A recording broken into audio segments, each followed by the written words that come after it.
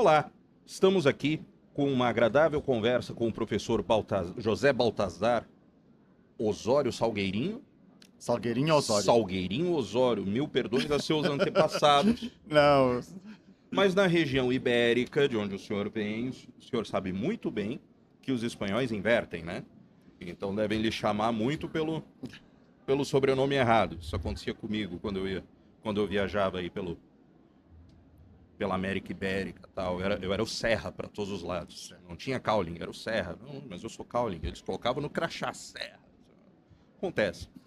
Professor Baltazar, dentre todos os títulos, todas as cadeiras que ele ocupa, podemos dizer que hoje a principal ocupação dele é na coordenação da pós-graduação da Unisul, que é hoje em Santa Catarina o mais bem conceituado curso de pós-graduação em administração, correto?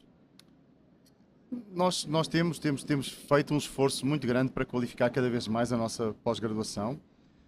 Nos últimos anos tivemos uma preocupação muito grande com a valorização da produção científica dos nossos estudantes, dos nossos mestrandas, doutorandos e doutorandas e dos nossos professores. E também com uma preocupação reforçada na inserção em redes de pesquisa internacionais. Então, a internacionalização, a qualificação das produções científicas dos nossos professores e dos nossos alunos foram, assim, grandes motivadores para a nossa ação no último quadriênio, nos últimos 4 anos. O quadriênio é o momento de avaliação que a CAPES faz dos nossos programas. Mas queremos que, sem sombra de dúvida, fizemos um trabalho muito grande, especialmente na valorização das pessoas. Perfeito. Isso é muito importante. Eu tive a oportunidade de, junto com o meu orientador, o professor Alexandre Marino, visitar o seu grupo de pesquisa, o seu núcleo de pesquisa. Ficamos... Se existe isso, nós sentimos que foi uma inveja boa. Os brasileiros têm essa expressão estranha, para dizer o mínimo, mas uma inveja boa. Dizemos, olha, temos que comer muito para chegar, muito feijão, para chegar nesse caminho que o professor Baltazar já trilhou. O professor Baltazar gentilmente aceitou o nosso convite de palestrar no evento Summit Cidades Inteligentes, pela subseção Summit Cidades Inteligentes Academy, que é a seção que o nosso grupo de pesquisa coordena aqui. E como um palestrante convidado, ele trouxe a pauta das cidades inteligentes e o seu papel no cenário de mudanças climáticas. Acabamos de sair dessa palestra, muito agradável, muito dinâmica, parabéns, excelente palestra, olha, realmente enriqueceu o evento como um todo. E eu trouxe aqui algumas perguntas, algumas dúvidas que ficam, para explorar o tema com um pouco mais de profundidade, num curto tempo, para também não ocupar demais o tempo deste nobre professor.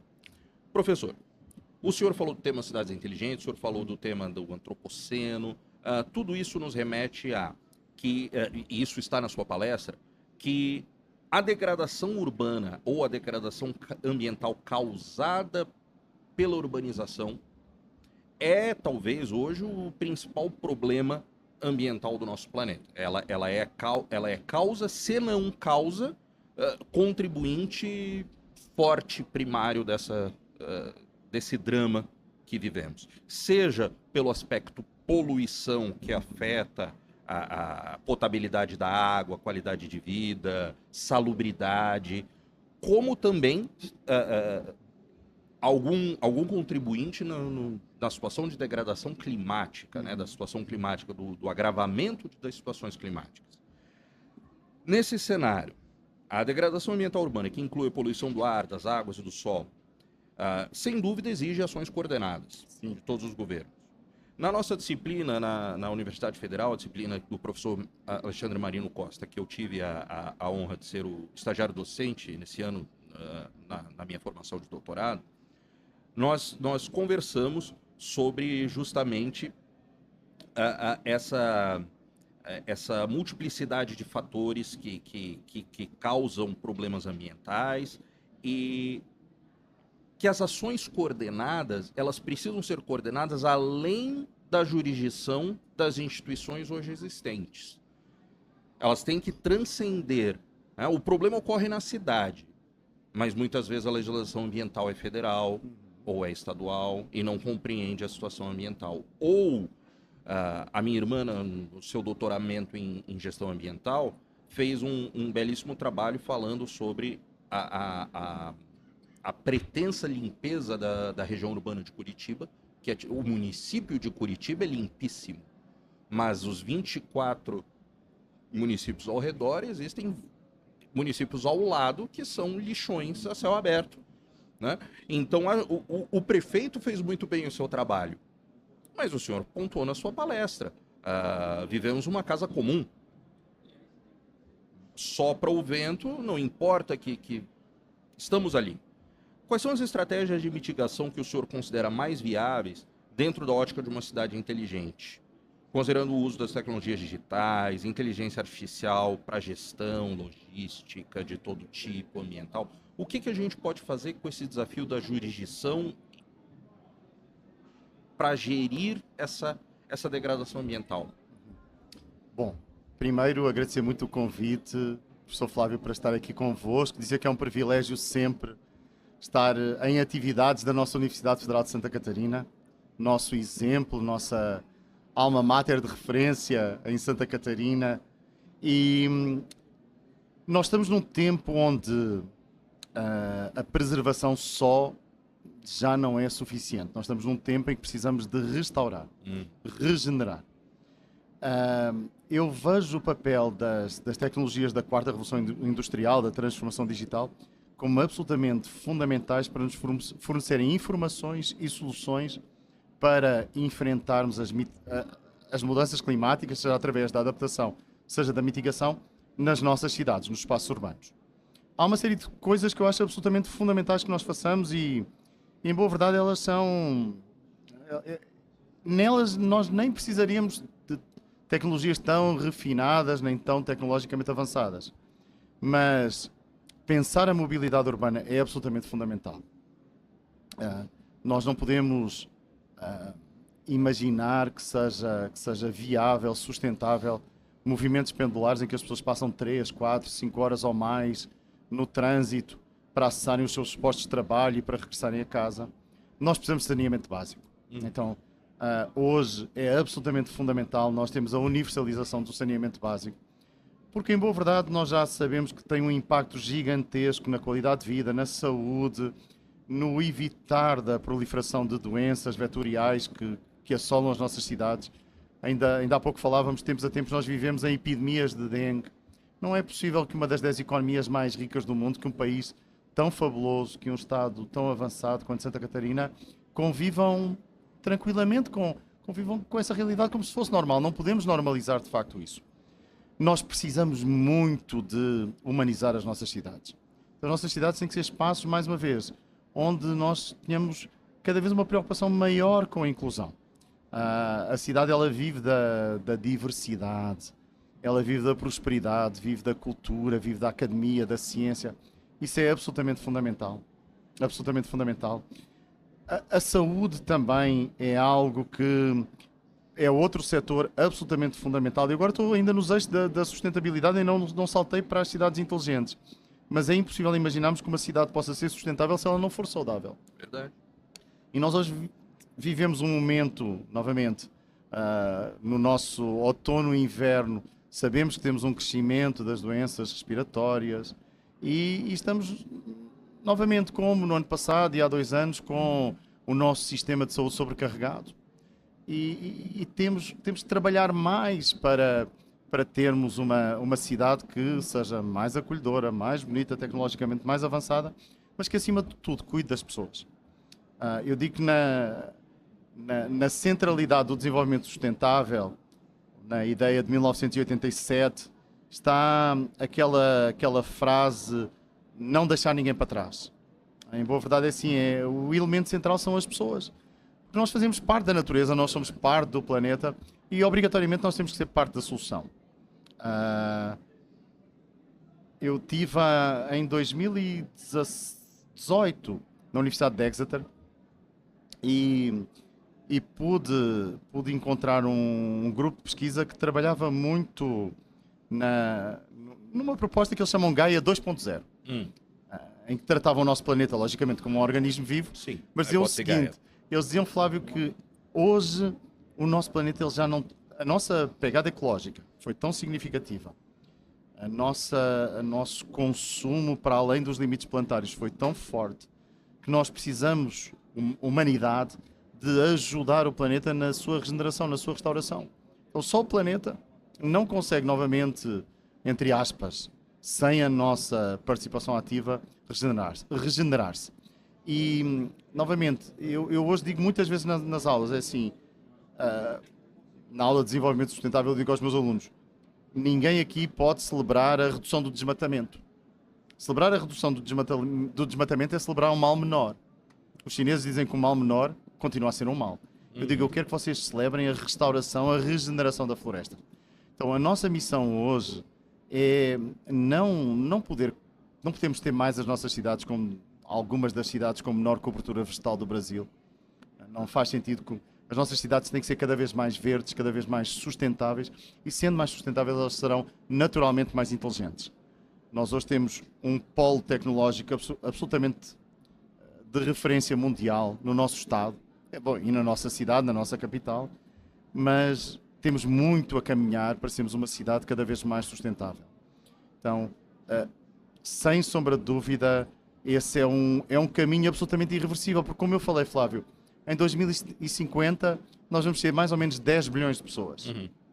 75% vão viver em cidade. 7,5 bilhões de pessoas. Mais ou menos o que nós temos hoje de população mundial. Então, se as nossas cidades não forem sustentáveis, em boa verdade a nossa vida vai ser extraordinariamente difícil. E toda a ideia de desenvolvimento sustentável, prosperidade, bem-estar comum, preocupação com as gerações futuras, até a própria agenda ambiente social e governança, a agenda ESG, que tem como lema quem cuida ganha, ela cai por terra. O nosso desafio é muito, muito grande. Eu acho que nós temos que priorizar pessoas, priorizar a descarbonização, priorizar as fontes de energia renovável, a mobilidade urbana, o transporte público, que tem que ser sem sombra de dúvida a grande prioridade dos nossos municípios, e tudo isso com uma visão, novamente, centrada nas pessoas, onde governos, sociedade civil, indústria consigam cooperar cada vez mais. Então, somos precisos todos para encontrar soluções para riscos que são cada vez mais crescentes. Eu também há pouco na minha fala destaquei, Flávio, que o Fórum Económico Mundial diz-nos que dos 5 riscos mais prováveis, dos 5 riscos globais mais prováveis que a humanidade enfrentará nos próximos 10 anos, 4 são de caráter ambiental. 4 são de caráter ambiental. E um deles é assustador, é o colapso dos ecossistemas. Eventos climáticos extremos aparecem lá, a perda de biodiversidade. Então, novamente, é assim, que legado é que nós queremos deixar para as futuras gerações? O que é que virá depois de nós? Que condições é que nós deixaremos? E num mundo onde nós temos tanta inteligência, tanta capacidade tecnológica, tantas universidades, a riqueza de centros de pesquisa, de produção científica que nós temos na nossa Universidade Federal, na nossa Universidade do Sul de Santa Catarina, nas nossas universidades co-irmãs da ACAF, na nossa UDESC, a Universidade do Estado de Santa Catarina, que eu recordo-me, Flávio, quando era chamada Universidade do Desenvolvimento para o Desenvolvimento do Estado de Santa Catarina, eu achava esse nome tão inspirador. Então, é paradoxal. Tantos desafios, tantos riscos, tantas coisas menos bem feitas, para não dizer mal feitas, e tanta ciência, tanta boa vontade, tanto esforço que nós podemos juntos utilizar para mudar a realidade das coisas como elas estão postas hoje. Nossa, professor, o senhor falou tanta coisa que eu criou um rastilho aqui de fogo no meu cérebro, porque eu converso com meus alunos sobre as dificuldades políticos, sociais que nós temos para implementar soluções que talvez nós já tenhamos tecnologia para tanto. Exemplo, na sua palestra o senhor utilizou uma expressão, em certo momento, o nosso ritmo de degradação. E isso chama atenção para os alunos.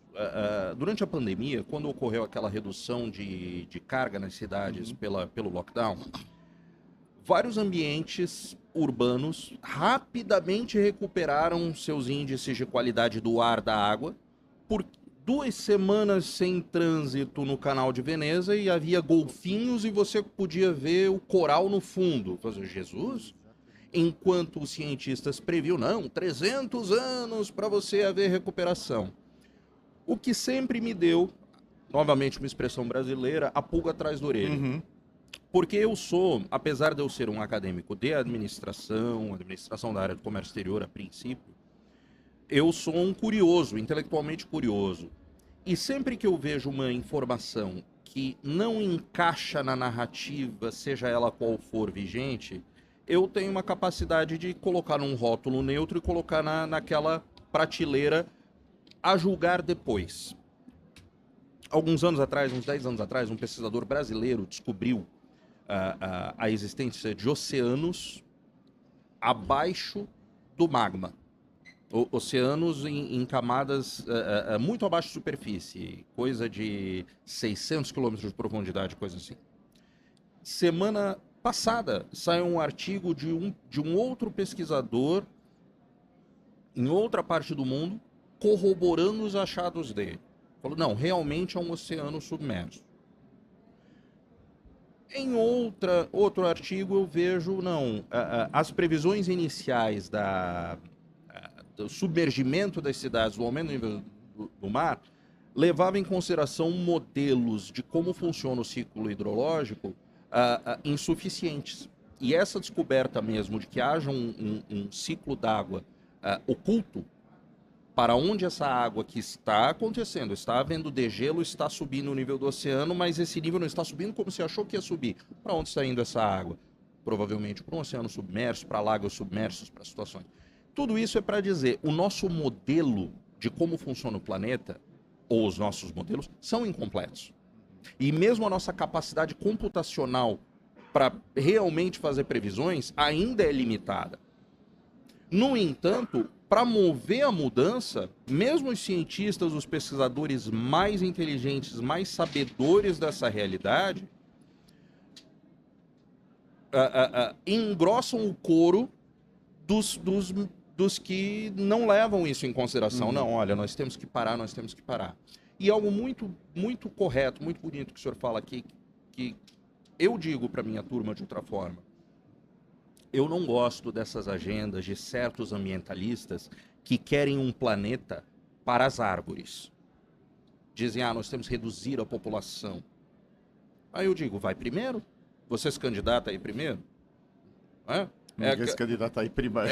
É aquela situação, você tem o polêmico Jordan Peterson, coloca isso de uma maneira bastante enfática, porque ele é muito católico, ele coloca, veja, falam que nós temos que reduzir em 1 bilhão, 2 bilhões ou 3 bilhões a população, mas são sempre alguns pobres na Índia, alguns pobres no Brasil, alguém que não sou eu. Uhum. E isso é uma solução hipócrita. Sim, de fato, se metade da população mundial desaparecer amanhã, a pressão ambiental desaparece. Exatamente. Mas isso não é humano, isso não é pensável, embora tenha gente que pensa nisso. Então, um mundo para as pessoas é fenomenal. Eu imagino que isso passe por uma revisão, não uma destruição de um sistema, do sistema capitalista ou do sistema comunista chinês, não. Mas por uma revisão, talvez, do sistema de obsolescência programada, que nos faz tirar da terra minerais novos, para repor bens de consumo que estão perfeitamente úteis no seu bolso celular, mas aí a Apple faz uma atualização e quebra o celular no teu bolso porque ela quer vender um novo. Esse passa por isso, passa por essa revisão, uma terra para as pessoas, o saneamento, tudo isso que o senhor fala é muito, muito útil. Então, como o senhor imagina que essas novas ferramentas de inteligência artificial, as novas capacidades computacionais que nós temos, podem integrar, podem nos permitir ter uma visão mais clara dos horizontes de realidade? E o senhor vê com bons olhos o diálogo entre diversas correntes sobre esses pensamentos? Pois, por exemplo, em alguns fóruns, é pecado você falar que Júpiter está tendo aquecimento solar. Porque no centro do sistema solar tem o Sol, 99,3% da massa do sistema solar, que está causando aquecimento solar no sistema solar inteiro. Mas eu não quero que digam isso porque vai contra a narrativa de que é a sua SUV que está... né? Não, a SUV de fato está. está me envenenando, está causando hidrocefalia em crianças, está poluindo, está destruindo a nossa vida. Mas não é só. O senhor vê com bons olhos esse diálogo entre diferentes partes e como essas novas tecnologias podem promover um debate mais bem embasado, com modelos mais corretos. Como o senhor vê isso? Flávio, o bom da ciência, e nós somos cientistas ambos, é que nós só temos um compromisso, que é com a verdade. Eu recordo-me da primeira aula em que me foi apresentado o Karl Popper. E a ideia de que alguma coisa é verdadeiro até ser substituído por uma nova hipótese, por algo que faça mais sentido e que seja mais verdadeiro. E aí a ciência antiga, ela deixa novamente de ser considerada ciência e nós evoluímos. É assim que evoluímos. Nos ombros de gigantes, como dizia o Isaac Newton. E que inspiração boa é essa? Não há nada na ciência que possa ser dogmático. Porque então deixou de ser ciência. Hoje, como tu disseste, o nosso conhecimento é limitado. Nós vivemos eventos que até pela sua escala são difíceis para nós entendermos. Eu lembro, por exemplo, o degelo no Ártico e na Antártida. Os cientistas imaginavam que o ritmo de degelo ele fosse ser muito mais lento e às vezes ficamos espantados, de repente uma massa gigante desaparece. Por outro lado, também ficámos todos surpresos quando vimos a capacidade de regeneração fantástica do planeta durante aquele momento trágico da pandemia.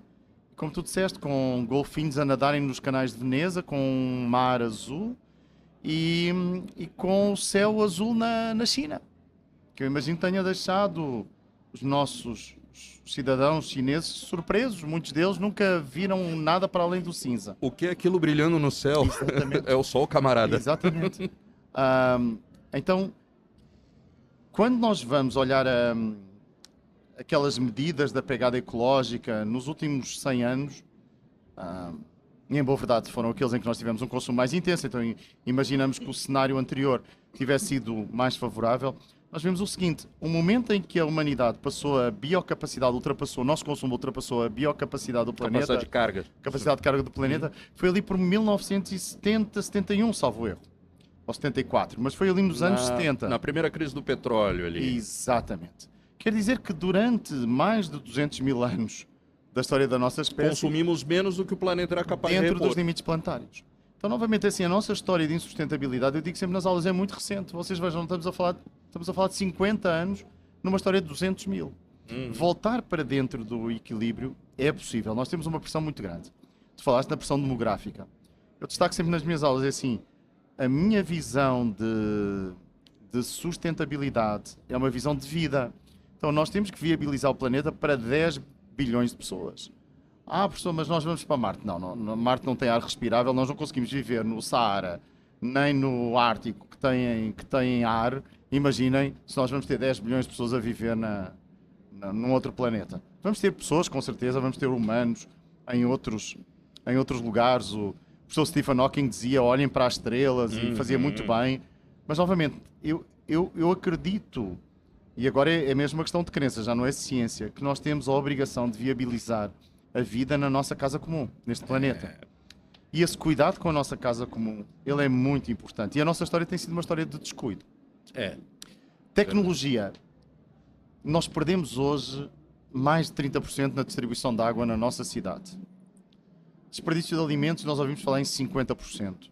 Flávio, o que é que seria a nossa conta da Casa, da Celesc, caso não se jogasse fora isso, se nós não tivéssemos este nível de desperdício? Então é assim, além de... E depois nós imaginamos, bom, mas é porque somos uma sociedade tão absurdamente rica e não temos pobreza, então podemos desperdiçar. Bom, desperdiçar nunca faz sentido. Não é eficiente. Mas além disso, nós temos infelizmente pobreza. Nós temos muita pobreza. Pobreza que não é só no nosso país, como digo, nós somos uma das 10 economias mais ricas do mundo. Mas eu lembro-me que numa aula de desenvolvimento económico, acho que foi no ISCTE, no Instituto Superior de Ciências do Trabalho e da Empresa, em Lisboa, o professor dizia o seguinte, assim: vocês nunca se esqueçam que nós temos bolsões de terceiro mundo no primeiro mundo. No primeiro mundo. Situação de Los Angeles hoje. Los Angeles, Nova York, assim, dificilmente nós encontramos uma cidade moderna, onde nós não enfrentemos estes problemas da pobreza, da Em uma exclusão, cidade etc. democrática não há.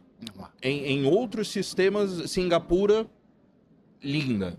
Imagina agora, Flávio, nós usarmos todas as tecnologias fantásticas que vocês desenvolvem nos laboratórios da UFSC, a realidade aumentada, o professor Marino faz um trabalho absolutamente primoroso, usarmos para melhorarmos a eficiência na distribuição de energia, na distribuição de água, na eficiência energética. Nós podemos ter ganhos absurdos. Então é assim, toda a tecnologia, todas as tecnologias da transformação digital, mais as tecnologias associadas à inteligência artificial, que também é uma tecnologia da transformação digital, elas vão transformar radicalmente o mundo. Eu acho que há menos de 3 anos nós vivemos, talvez sem termos valorizado muito, uma ruptura epistemológica, um momento de uma quebra de paradigma económico, tecnológico, científico, Até ontológica. Com o advento da inteligência artificial generativa. A inteligência artificial não é nova, não, mas ela não estava nos nossos bolsos, não estava nos nossos Não computadores. estava na nossa consciência. Não falava connosco. Hoje, qual de nós passa um dia sem recorrer a IA, sem consultá-la? Então é assim, nós hoje, literalmente, como o Yuval Harari disse, virámos uma espécie de super-humanos. Nós nunca tivemos tanto conhecimento, nunca tivemos tão, entre aspas, otimizados, tão combinados entre seres físicos que somos, seres de carbono, com seres de silício, com estas tecnologias.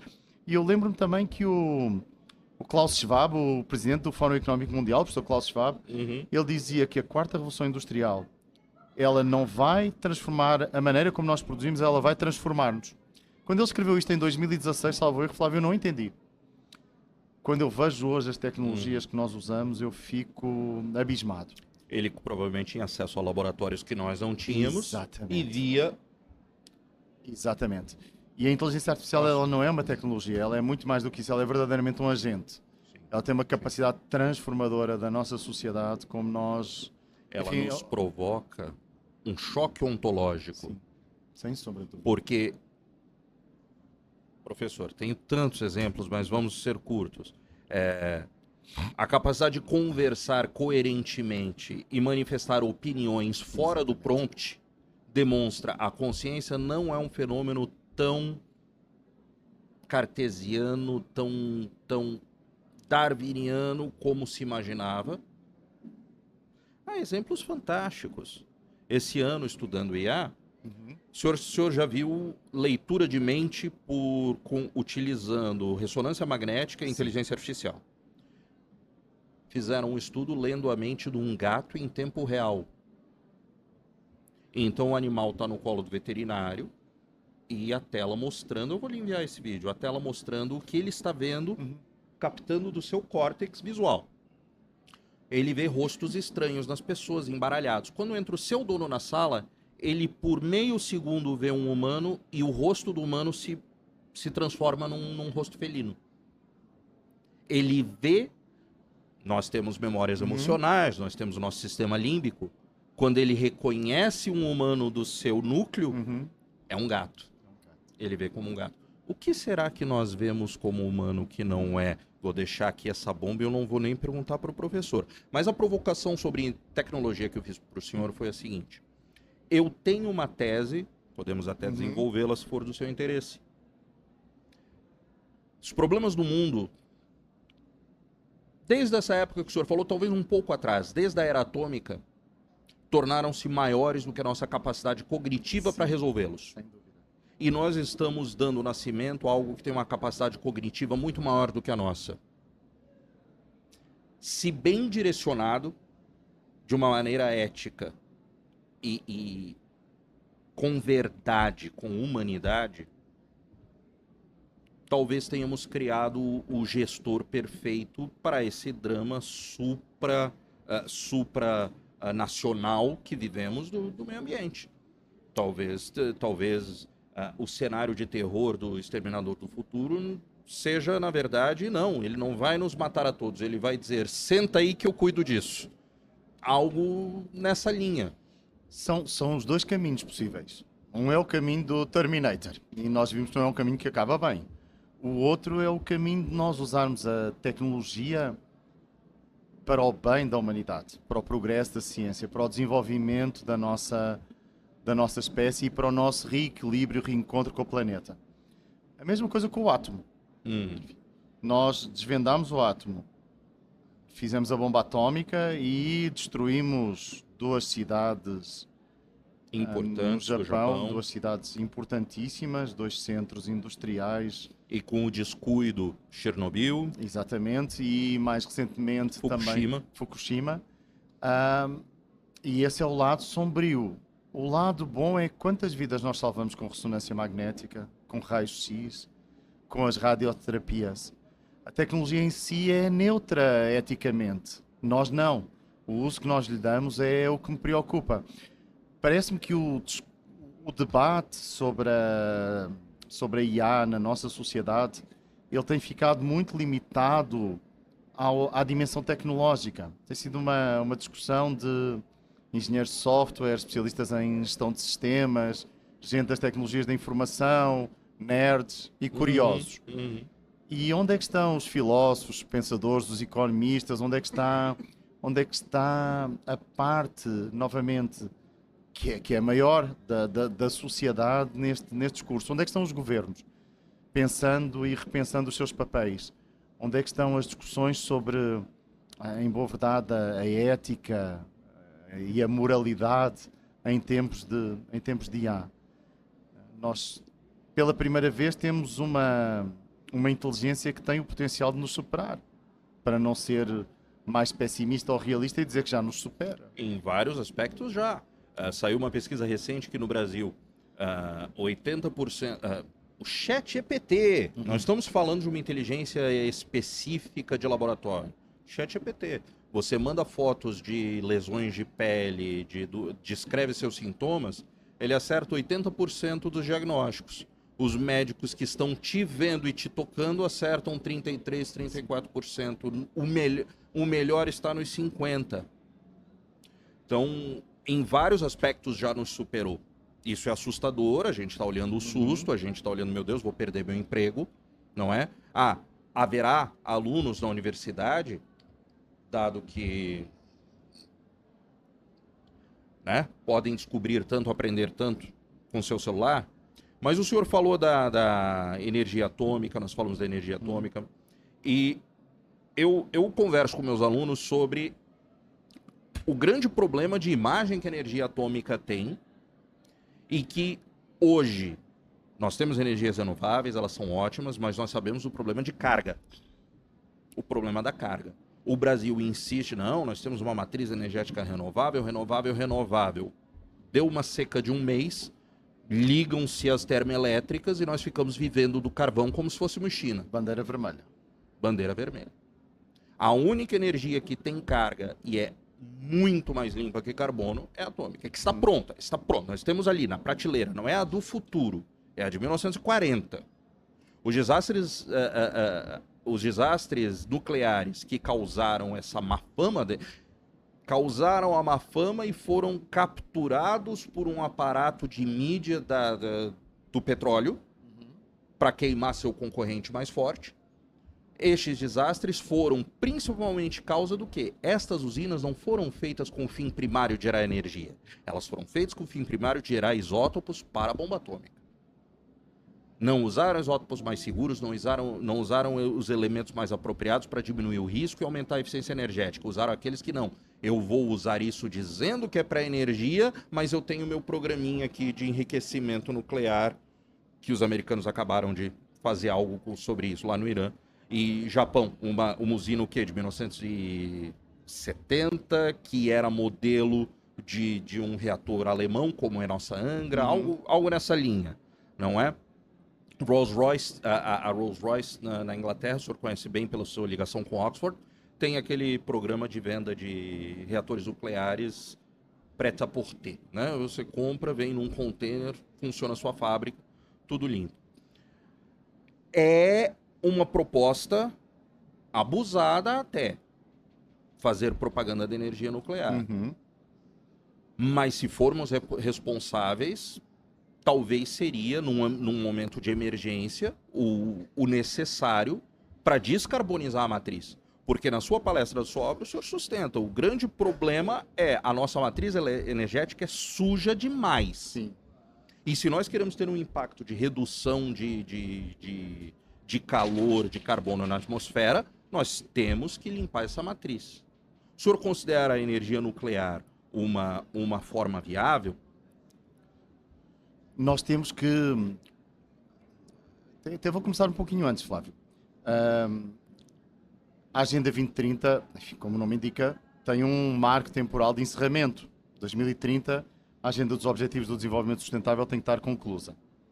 Hoje o nosso atingimento a nível do mundo dos Objetivos de Desenvolvimento Sustentável está bastante modesto, está abaixo dos 40%. E temos mais 6 anos. 6 anos não, já temos mais... 5 anos. 5 anos, cerca de 5 anos. Às vezes os alunos perguntam, professor, o que é que virá depois? Com certeza virá uma outra agenda global. Uhum.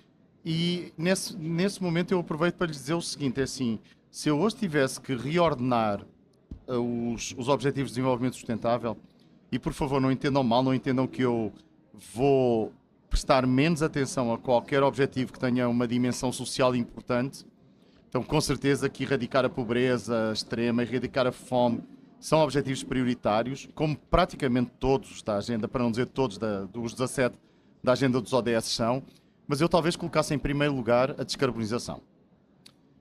A descarbonização é absolutamente fundamental e, Flávio, eu não sei se vai ser a energia nuclear, mas nós precisamos de energias renováveis e limpas, que não gerem gases de efeito de estufa.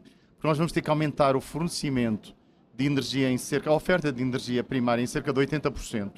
Até 2050. A IA, exatamente. Extremamente consome de maneira extrema. E estes cálculos dos 80% foram antes da IA. Antes da IA. Então é assim, provavelmente até terá que ser mais. Se nós imaginarmos que hoje 75% das emissões de dióxido de carbono vêm da geração de energia, então basicamente é assim, seria Esse é o fim. problema. Então nós vamos ter que usar fontes que sejam renováveis e limpas. Professor, muito obrigado por essa conversa. Infelizmente ela tem que acabar, mas olha, sempre tive admiração pelo senhor. Muito obrigado. Agora muito mais. Muito obrigado, Flávio. É um prazer, eu estou à vossa disposição. Deus queira que em 2026 eu possa estar aqui convosco. Vamos estar. Um abraço a todos vocês e obrigado por nos acompanhar. Até mais.